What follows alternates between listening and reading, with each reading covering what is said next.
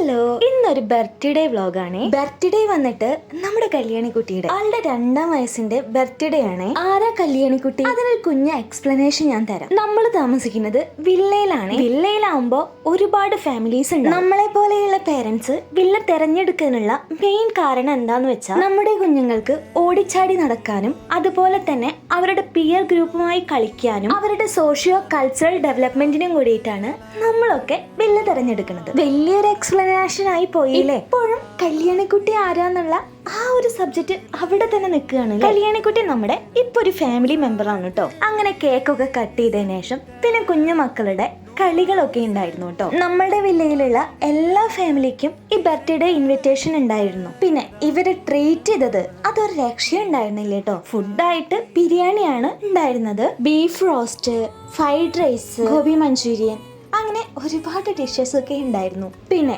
വന്നിട്ടുണ്ടായിരുന്ന എല്ലാവർക്കും റിട്ടേൺ ഗിഫ്റ്റും കൊടുത്തിട്ടുണ്ടായിരുന്നു. അപ്പൊ ഇത്രയൊക്കെ ഉള്ളൂ കേട്ടോ. Okay, by.